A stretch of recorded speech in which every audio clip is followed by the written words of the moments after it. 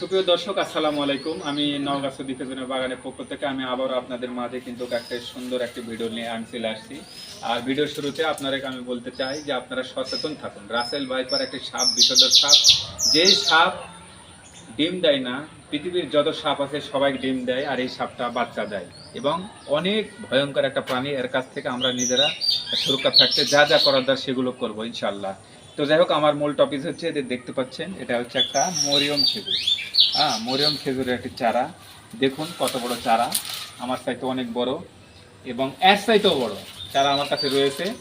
আপনারা 100 piece 200 piece নিতে পারবেন এবং সুলভ মূল্যে কম টাকার মধ্যে আপনি বাগান যদি করতে চান অবশ্যই অবশ্যই আমাদের সাথে যোগাযোগ করবেন। আর প্রতারক, বাংলাদেশের অনেক প্রতারক চিটার বাটপার আছে, এদের কাছ থেকে দূরে থাকুন। আর এই বাজার থেকে ওই 200 টাকা কেজি খেজুর নিয়ে এসে আপনি চারা করে সেই চারা আপনারা বিক্রি করতেছেন আর ভাবতেছেন সেই আমি বর্তমান কোটি টাকার খেজুরে বাগান করব, হবে না ভাই।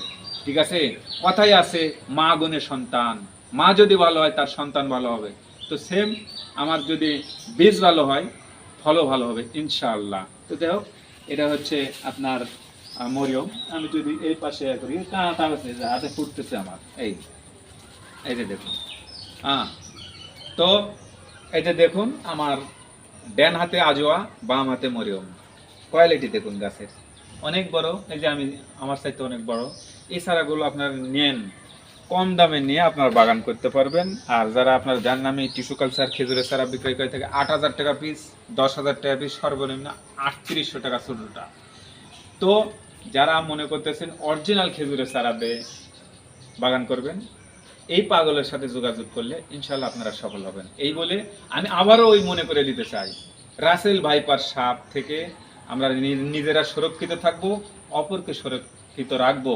কারণ এই বর্ষাকাল রাসেল ভাইপার সাপটা এমন একটি বিষধর প্রাণী, সেই সাপটি কি করে, ও পানিতে ভাসে, সাগর মহাসাগরের ভিতর দিয়ে, আপনার জলাশয়ে ও বাড়িতে, বিভিন্ন ঝোপ জঙ্গল সব জায়গাতে বসবাস করে। ঠিক আছে, তো একটা ভয়ঙ্কর প্রাণী। তো এর কাছ থেকে আমরা নিজেরা সুরক্ষিত থাকবো, অপরকে সহযোগিতা করব সুরক্ষিত থাকার জন্য। এবং বাড়িতে আশেপাশে যে ঝোপ জঙ্গল এবং পানি বাট এগুলো জায়গাতে যেন বাচ্চারা খেলাধুলা না করে। ঠিক আছে, ওকে।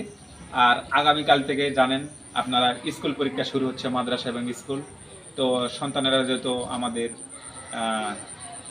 পরীক্ষা দেবে, সেক্ষেত্রে স্মার্টফোন অবশ্যই যেন তারা হাতে ধরা না দিই এবং তারা যেন নিতে না পারে এবং পড়ার দিকে যেন তারা মন দিয়ে পড়াশোনা করে। এই জন্যে আমি আপনি আমরা যারা বাবা মা আছি আমাদের নৈতিক দায়িত্ব। ঠিক আছে, তো ঠিক আছে, বাবুরা যেহেতু কালকে থেকে পরীক্ষা দিবে তাদের জন্য আমার দোয়া রইল। এই বলে আমি এই ভিডিও থেকে শেষ করছি। নওগাঁ সৌদি খেজুর বাগান। ওকে, আল্লাহ হাফেজ।